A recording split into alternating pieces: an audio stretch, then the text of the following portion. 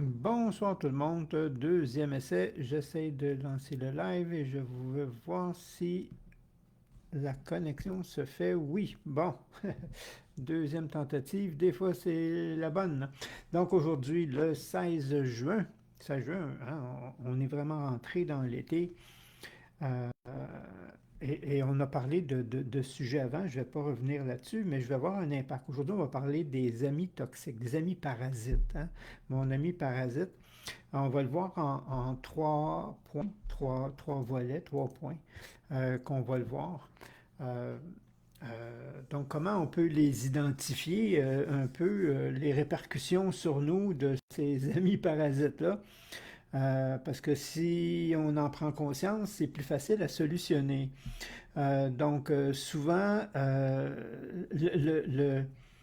les deux symptômes les plus puissants, c'est la fatigue, l'épuisement après une rencontre avec cette personne-là et on se sent vidé. On peut avoir une perte de confiance, ça, si vous allez dans la description, un épuisement, un sentiment de culpabilité. Ces amis parasites-là ont le don de nous faire sentir, de nous rendre coupables, d'anxiété, ce qu'on appelle en psychologie la confusion identitaire. Ça veut dire qu'on se remet en question soi-même, hein. Puis on n'a rien fait, puis on n'a même souvent rien dit. Ça nous affecte, ça peut nous affecter beaucoup sur nos humeurs. Au niveau socialement, on peut rechercher l'isolement parce qu'on ne sait pas comment gérer un peu ces difficultés relationnelles-là. Donc, le but en premier, c'est vraiment d'en prendre conscience. C'est la première étape. De un, ça existe. De deux, est-ce que j'espère que c'est pas moi? Deux, être capable de les identifier, puis après ça, de regarder qu'est-ce que moi je porte aussi pour ça. Donc, on va le voir en 3 étapes. La première étape, c'est pas direct, mais c'est un peu ça. Donc, pourquoi j'attire à moi des amis parasites? Pourquoi j'en ai dans mon entourage, dans mon environnement? Et surtout, pourquoi ils me collent à la peau? Souvent, c'est un peu ça. Fait qu'attirer, c'est un petit peu trompeur, mais pas tant que ça. Donc, c'est plutôt une dynamique relationnelle, un état d'être personnel qui fait en sorte que, au niveau relationnel, que ça se passe. Donc, on appelle ça une danse à deux, hein, idéalement. Donc, une danse à deux, il y a une personne qui a tendance à prendre de l'autre, puis l'autre, à l'inverse, pour toutes sortes de raisons qu'on va déterminer, a tendance à soit laisser faire ou à donner beaucoup. Donc, il y a tout le temps un équilibre qui s'installe dans une relation. OK? Même toxique, même parasitaire. S'il y en a un qui donne beaucoup, il y en a un qui va prendre beaucoup. OK? Et donc, il y a harmonie. Si je le fais ici, puis l'équilibre est zéro, s'il y en a un qui donne beaucoup, il y en a un qui va prendre beaucoup. OK? Et c'est ça qui crée l'attraction. C'est pour ça que je dis pourquoi j'attire à moi des amis parasites parfois. Ben, il y a une partie de moi. OK? Puis on va essayer de voir certains comportements, mais c'est pas ici qu'on va développer le pourquoi du pourquoi. OK? La cause en moi, mais juste regarder les répercussions. Donc, le syndrome du sauveur, hein? La personne qui vit le syndrome du sauveur, euh, souvent va attirer des personnes. Donc, souvent, cette personne-là a appris, a vu ou a besoin de sauver, d'aider, de porter secours à, puis elle se sent utile. OK? Dans ce comportement-là, ça la valorise jusqu'à un certain point de régler les problèmes, de solutionner, d'être la personne qui, elle va être capable d'écouter des heures et des heures. Elle va vouloir rendre service, peu importe, même si c'est un peu lourd puis demandant. Puis une personne parasite qui, elle, à l'inverse, est un puits sans fond au niveau de ses besoins. Donc, trouver le client idéal là, pour le sauveur. Donc, la personne qui a le comportement sauveur, selon son degré, petit sauveur, moyen sauveur, grand sauveur, va attirer un petit parasite, un moyen parasite ou un grand parasite. Et c'est tout le temps le but, c'est de trouver une forme d'équilibre dans le déséquilibre. OK? Le deuxième trait qu'on voit souvent, comme je dis, on ne va pas chercher le pourquoi du pourquoi une personne a le syndrome du sauveur. Ça, c'est des trucs qu'on développe plus en profondeur dans la bibliothèque, dans des thèmes. Mais là, on va voir les grandes lignes, au moins être capable de les identifier, de les voir. Bon, quelqu'un qui a une faible estime de soi, d'elle-même. Euh, donc, même chose à ce niveau-là. Donc, on ne se sent pas assez pour mériter l'équilibre d'une personne qui va nous redonner autant qu'on va donner. Donc, avec un équilibre de réciprocité qu'on appelle. On va accepter des miettes, même si on donne beaucoup, OK, puis en justifiant, ouais, mais c'est normal, tu sais, donc c'est ça, une mauvaise estime de soi va attirer cette personne-là, comme on dit, c'est le déséquilibre, si- comme ça ou comme ça, c'est la même chose. Donc si je me contente de miettes, l'autre va donner peu, mais va demander beaucoup. OK, puis ça va s'harmoniser quelque part. Pas positivement, négativement. Et c'est pour ça qu'on les appelle parasites. Donc, ces gens-là pensent qu'ils ne méritent pas beaucoup. Ou il faudrait qu'ils en fassent beaucoup plus pour mériter un peu. OK? Donc, ces gens-là, euh, ils ont de la difficulté ou même ils refusent de demander. OK? Offrir, il n'y a pas de problème, mais demander, non. Puis même si l'autre personne nous épuise ou qu'on a peur de l'autre, on va y aller, pas de son. Sérieux? Attends, là, mon micro. Pourtant, moi, je m'entends. Est-ce que tu es la seule? Est-ce que les autres, vous avez du son? Donc, vous avez du son? Si vous n'avez pas de son, je vais devoir le repartir encore. Ma connexion semble bonne. Moi, je m'entends dans... Ah oui, je m'entends. Est-ce que vous ne m'entendez pas? Donc, je ne vois pas le... J'attends vos commentaires. Je vais l'écrire juste pour le fun. Avez-vous du son? Oui, ah bon, ben regarde, c'est pas tout le monde, donc merci, je vais revenir, parce que moi je m'entendais. Donc c'est peut-être un problème de ton côté si tu n'as pas de son. Ok, là ça embarque, oui, faible, le son est faible. Euh, ok, je l'ai, oui, oh, là je m'entends fort. Ok, je l'ai monté un peu. Donc je parlais, donc l'estime de soi. Donc l'estime de soi est un des facteurs et une des plus souvent rencontrés. C'est une combinaison, un peu des deux. Euh, si j'ai une mauvaise estime de moi, je vais avoir de la difficulté à mettre mes limites. OK? Donc, les personnes qui ne savent pas ou n'osent pas mettre leurs limites, hein, dire ce qu'il en est, des fois, c'est aussi simple que ça.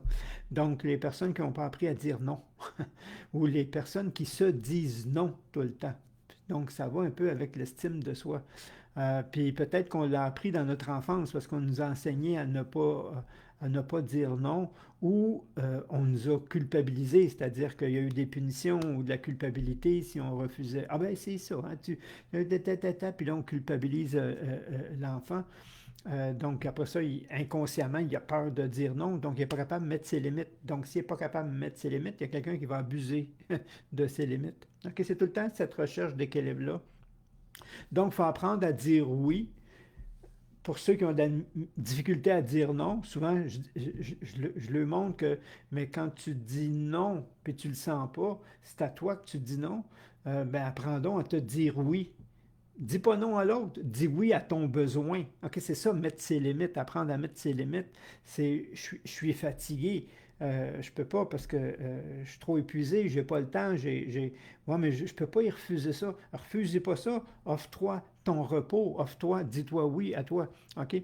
Puis souvent, on va l'avoir. Donc, cette personne-là, souvent, a peur des conflits parce qu'avec un non, elle a vécu des conflits. Donc, non égale conflit.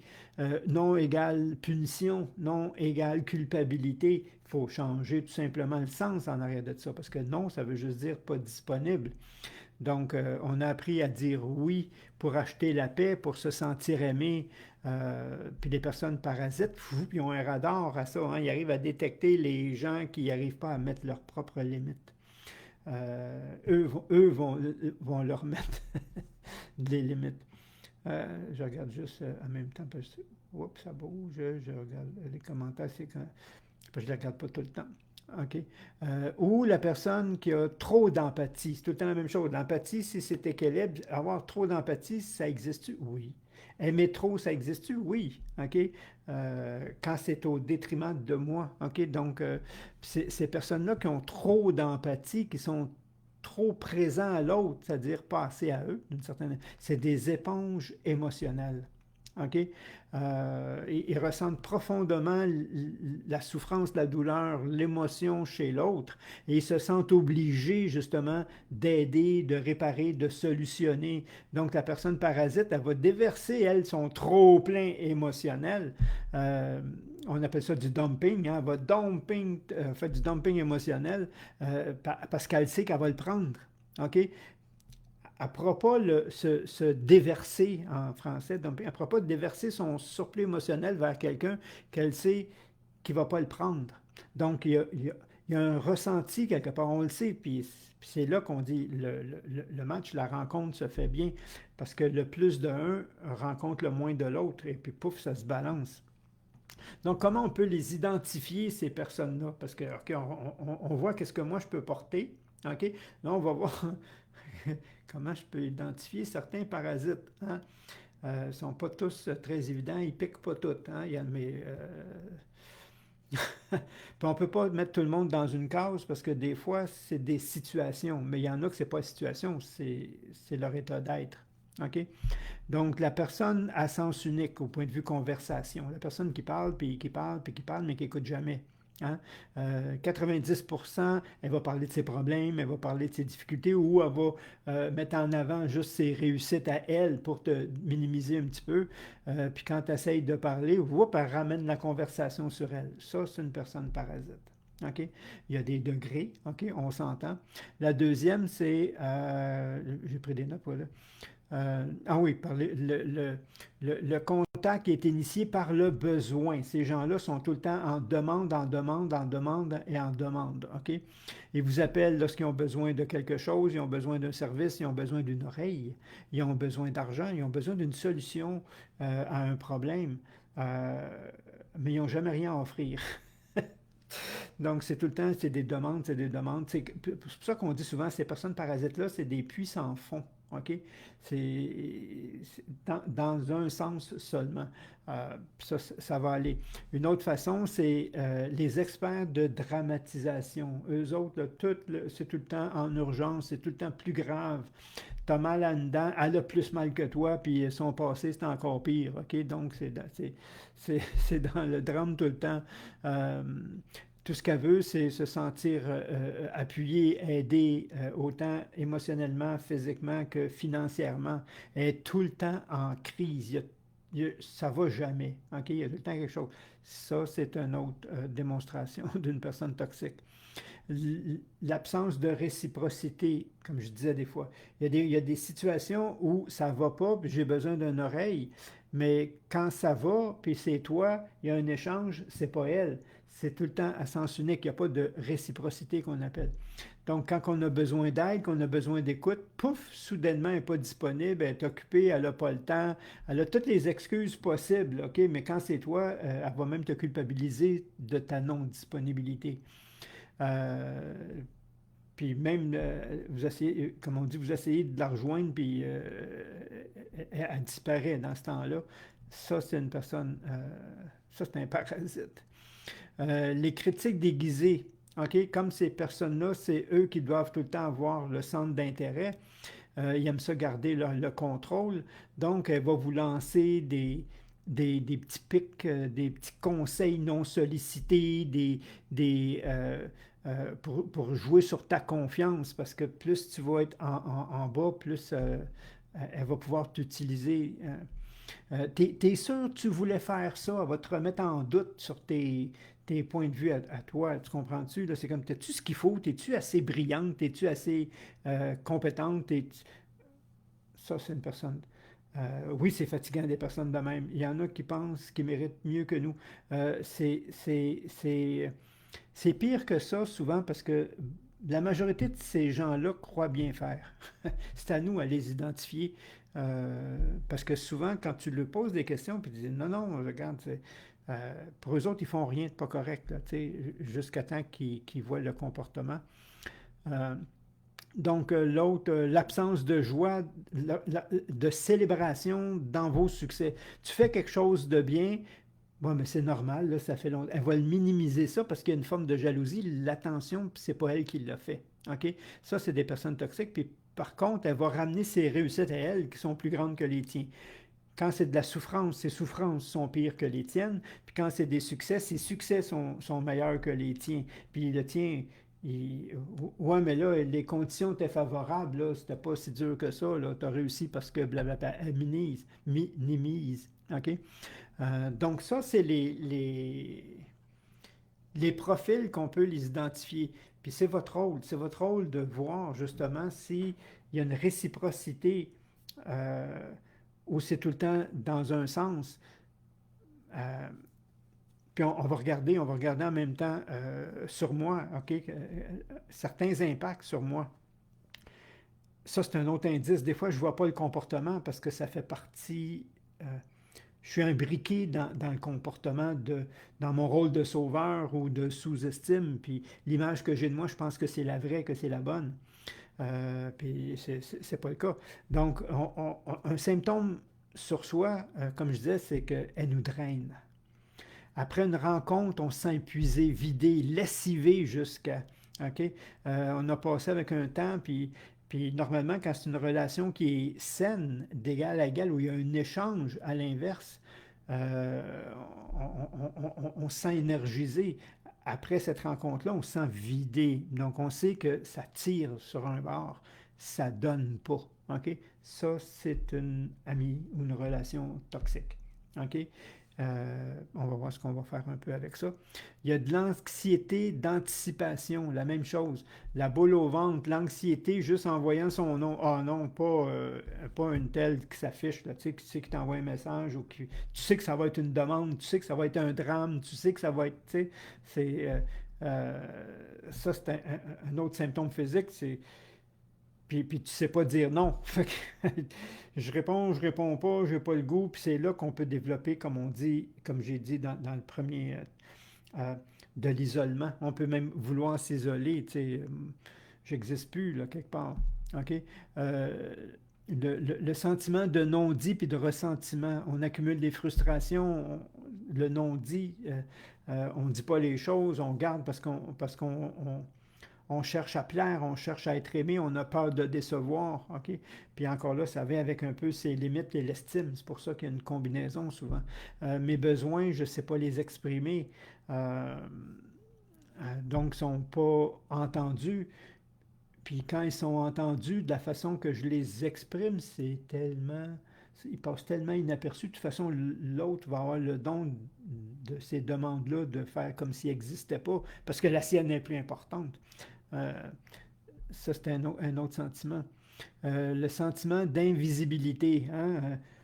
Je suis là, puis c'est comme je suis inaperçu, on ne me voit pas, mais moi, il faut que j'écoute, il faut que j'entende, il faut que. Mais moi, je n'existe pas. On a l'impression de ne pas exister en tant qu'individu et que ce qu'on vit n'a pas d'importance. Donc, nos propres besoins dans cette relation-là sont inexistants. Annie, dans le fond, quand on prend conscience qu'on les attire par nos déséquilibres, exactement, au lieu de déséquilibre, on peut dire par notre recherche d'équilibre, OK? On peut travailler sur soi, c'est la solution, c'est là qu'on va aller, et ainsi, on les attire plus. Euh, on les attire plus, mais il y a des amitiés qu'on garde puis qu'on ne devrait pas garder qui apportent rien à personne. C'est comme un auto-nettoyage naturel. Ça, oui, à un moment donné, c'est ça qu'on dit, il y a un fade-out. Tu sais, un fade, il y a diminution de rencontre, mais je vais le voir dans la troisième partie. Le sentiment d'invisibilité, c'est ça, ou ce qu'on appelle le test du tournesol. Ah, ça, c'est le fun. Le test du tournesol. Vous savez, un tournesol, cette fleur-là qui se dirige tout le temps vers le soleil, hein, elle suit le soleil. OK, c'est les tournesols. Une amitié, c'est comme un tournesol. Elle se tourne vers la lumière et elle vous nourrit. Ça, c'est une bonne. Une amitié parasite vous laisse dans l'ombre et aspire votre sève. Hein? Ça, donc, si elle me vide, si elle m'aspire, si socialement, si elle crée de l'anxiété, il va falloir faire quelque chose. Il y a des gens aussi qui ne sont pas capables d'être seuls. Oui, c'est un autre de la problématique. Euh, ils ont toujours besoin de voir des gens pour meubler leur temps. Pas que ça, ils sont vraiment pas capables d'être seuls. Puis même en couple, il y a des personnes qui ne peuvent pas, qui ont beaucoup de difficultés. C'est pour ça qu'on dit, là, on ne va pas travailler le pourquoi du pourquoi. Ça, c'est le pourquoi, mais il y a un pourquoi en arrière de celui-là aussi. Là, il faudra aller plus loin, là, mais ce n'est pas l'objectif. Mais oui, c'est une autre des raisons pourquoi c'est des personnes qui ont cette difficulté-là. J'entends pas ceux qui sont J'entends pas ceux qui sont sur un trône. Je détecte Oui, il y a des gens qu'on voit assez vite, des narcissiques et des trucs comme ça, mais il y en a que c'est plus subtil que ça. Comme une pièce de théâtre. Maintenant, je trouve ça drôle, ça me nourrit. Ça me nourrit pas. J'ai assez goûté. Ils veulent être aimés, ils cherchent à être importants, ils cherchent à avoir de l'attention sur eux, ils cherchent à se démarquer. Et comme je disais, c'est un manque exprimé en plus. Ok, c'est pour ça qu'ils attirent l'autre solution, c'est que le manque est très gros. Il y a des gens souffrants, exactement, c'est des gens souffrants. Choisir ceux qui nous convient. Oui, puis normalement, une relation doit être nourrissante. Une relation doit être nourrissante. Et non pas drainante, vidante. Donc, comme petite solution, hein, dans ma boîte à outils, on va parler de boîte à outils parce que Manon vient d'arriver, Manon Paquette, puis Manon, elle a tout un coffre à outils. Elle parle souvent de son coffre à outils. Donc, la boîte à outils qu'on a, donc des approches. Premièrement, c'est en prendre conscience, hein, comme n'importe quoi. Le but, c'est pas de juger, c'est pas de blâmer, c'est pas de critiquer, c'est pas de les accuser. C'est d'être conscient que, puis souvent, j'en parle pas comme ça dans les lives parce qu'il faut que j'explique, mais comme Nicole l'a parlé avant moi un peu, c'est des gens qu'il faut voir comme souffrants en réalité. Ils souffrent, mais ils nous font souffrir. Ils nous amènent ils nous attirent parce que nous aussi, on a un déséquilibre. Mais ça ne veut pas dire que le nôtre fait souffrir, mais le leur fait souffrir. Mais ils sont aussi en souffrance. Fait que si on les voit en souffrance, premièrement, c'est de prendre conscience qu'il y a une problématique, il y a une dynamique, puis on veut la résoudre, la solutionner de la meilleure façon. Donc, la meilleure façon, c'est l'introspection. Une des meilleures façons, c'est travailler sur soi. OK? Puis pour moi, c'est tout le temps le plus important. Donc, sur quel point je me reconnais le plus, moi? Est-ce que je suis sauveur? Est-ce que j'ai peur de chercher à être aimé? J'ai peur de décevoir? Je ne sais pas mettre mes limites?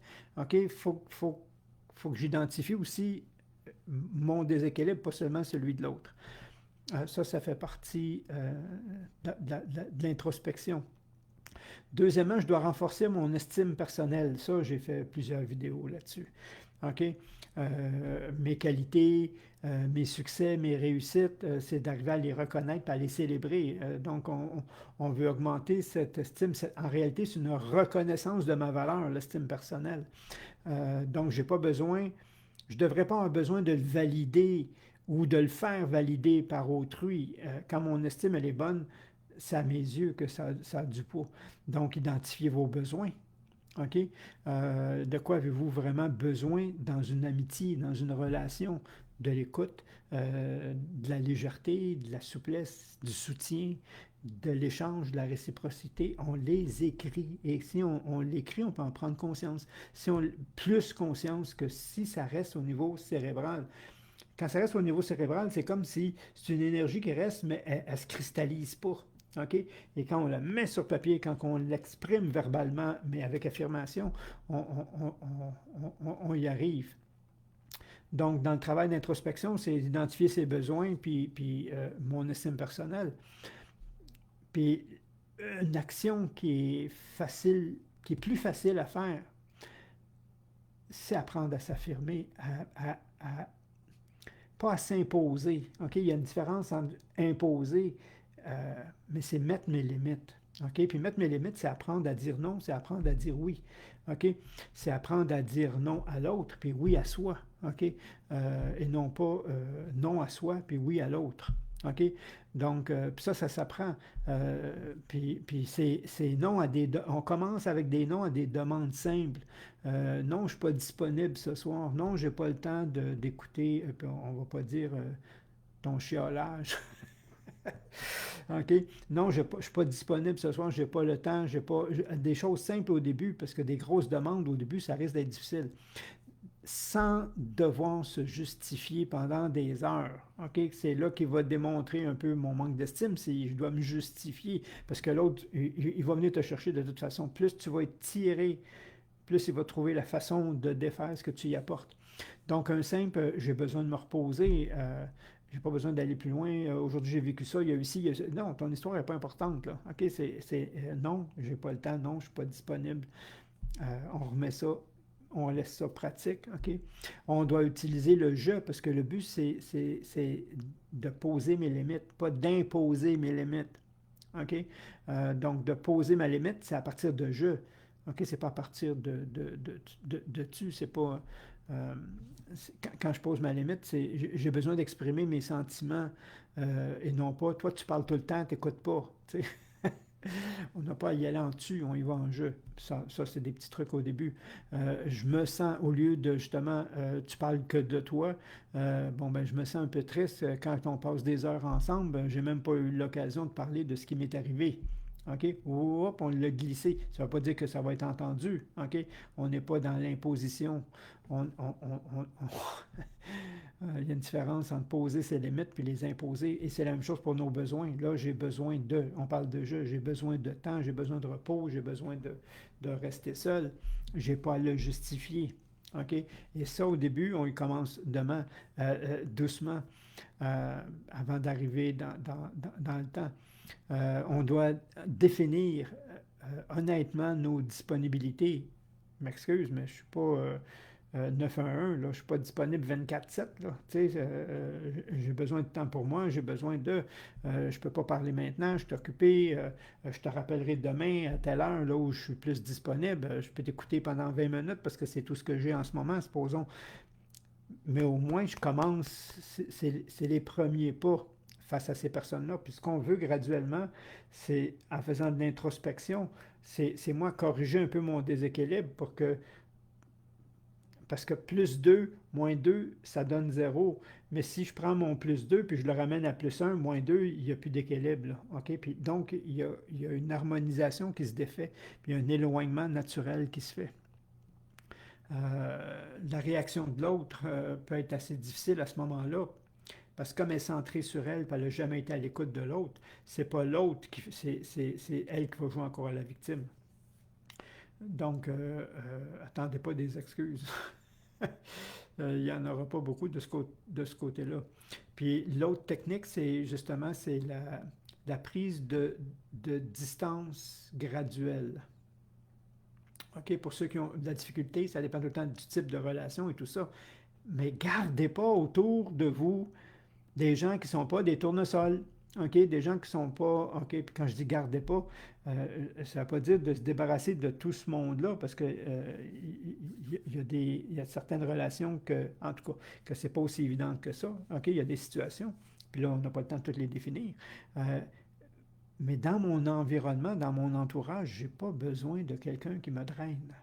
Je n'ai pas besoin de quelqu'un qui me vide puis qui jamais me remplit.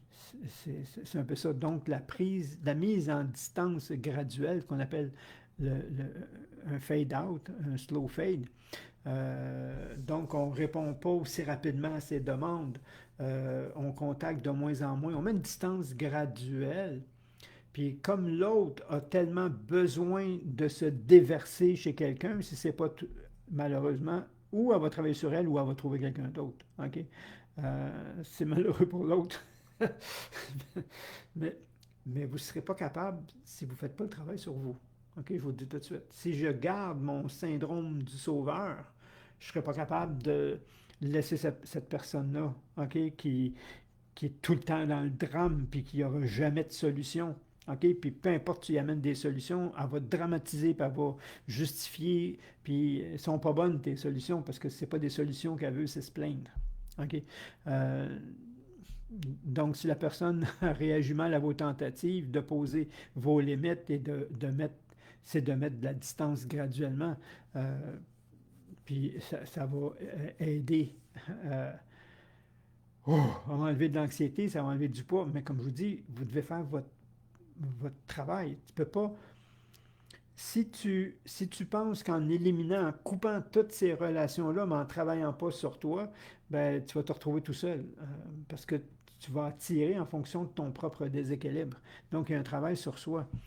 Euh, donc, si on prend l'image d'un jardin, si on prend l'image, parce on est dans la période, moi je suis dans ma période de jardinage beaucoup, donc si on prend, puis pendant des années, j'ai laissé les mauvaises herbes, les plantes envahissantes prendre presque toute la place, toute la lumière, tous les nutriments que mon sol pouvait lui donner, puis que c'est correct, je m'en occupais pas trop parce que j'avais peur de Euh, donc, je dois d'abord, en apprenant à les identifier, ces plantes-là envahissantes, ça c'est la deuxième partie qu'on a faite, ben, je dois arriver à désherber, hein. Je dois enlever.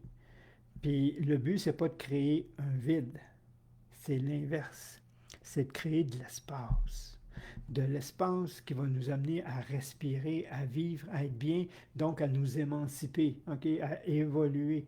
Et pour ça, il faut enlever ce qui nous draine, ok, ce qui mange toute notre énergie, ok, dans les plantes. Donc toutes ces plantes-là qui prennent toutes les ressources, puis qui prennent toute la lumière parce qu'elles sont envahissantes, ben, les belles fleurs, ils n'ont plus de place. OK? Donc, on doit faire un petit peu de ménage, on doit désherber graduellement à sa vitesse. Euh, Puis l'espace automatiquement va améliorer les relations, il va attirer des relations plus saines, réciproques, nourrissantes. Puis là, vous allez pouvoir fleurir. OK? Donc, c'est une analogie un petit peu. Euh, quand on fait nos choix, l'autre réagit, oui, mais c'est correct. Stop, ça va pas plus loin, pas de perte d'énergie. Oui, des fois, on est capable, on doit arriver à ça, on doit arriver à, comme on dit, faire entendre sans imposer nos limites. OK? Puis nos limites sont en fonction de nos besoins, de qui on est. Puis ça, c'est variable. Ça, c'est variable en temps, en situation, des trucs comme ça. Puis si on n'y arrive pas, c'est soit que nous, on n'y arrive pas, ou que l'autre ne laisse pas la place. Fait que des fois, je le fais, puis l'autre ne veut pas laisser sa place. C'est-à-dire son déséquilibre est trop fort, puis il n'est pas prêt à le régler. Euh, Puis comme je vous dis, ça dépend c'est quelle relation. Il y a des relations qu'on peut mettre à distance ou temporairement. Puis il y en a d'autres que c'est plus difficile parce que c'est dans la famille directe ou des trucs comme ça. C'est plus difficile. Fait que là c'est le jeu, le jeu, le jeu, le jeu. Puis exprimer, parce que ça ne marche pas tout le temps. Il y a des gens qui ne vont jamais changer. Mais si on arrive à exprimer, puis pour ça, il faut être sincère, puis il faut être honnête avec nous autres. Si j'arrive à exprimer mon besoin et ma souffrance, puis que l'autre connecte sur oh, il y a souffrance, là, des fois, il y a un switch de rôle. Des fois, OK? Mais il faut arriver à s'affirmer, sans s'imposer, comme on dit. Tu n'as pas à penser comme moi, puis c'est correct. Mais j'ai à mettre cette limite-là. Puis, puis la première limite, ce qu'on apprend, ce qu'on essaie d'enseigner aux enfants, c'est qu'il y a deux types de limites. OK? Il y a la zone sécuritaire. Là, j'aurais dû prendre mon tableau. Il y a la zone sécuritaire, il y a la zone de nuisance où elle nuit à quelqu'un d'autre ou à elle-même. Là, je dois intervenir en tant que parent envers l'enfant. OK? Et il y a la zone de danger. Donc, ma réaction ne doit pas être la même. OK? Donc, mettre les limites, ça, c'est les limites, Parce que passer ces limites-là, il y a une nuisance. Tu nuis à ton frère, à ta sœur, ou à moi, ou à ton ami, ou tu te nuis à toi-même si ton comportement, ton attitude, un peu ici. OK? Fait qu'ici, c'est le ton. OK? Donc, si mon ton ici, il est bienveillant, OK? Parce que c'est sécuritaire. Ici, mon ton, oh, il monte d'une coche parce qu'il y a nuisance. Mais ce n'est pas un ton de danger. OK? Parce que quand il y a un ton de danger, là, à l'inverse, le ton il est beaucoup plus fort, l'énergie est beaucoup plus. Hey, souvent, ça va être un non, mais avec une puissance. OK? Non, ça se fait pas, plus jamais, blablabla. Puis là tu as la punition, tu as ci qui vient avec. Mais si ton parent avait juste un ton, parce que ça existe, OK? Des parents qui ont juste un ton. Tout est danger, tout est danger. Imagine, l'enfant, il marche sur des œufs à ce moment-là.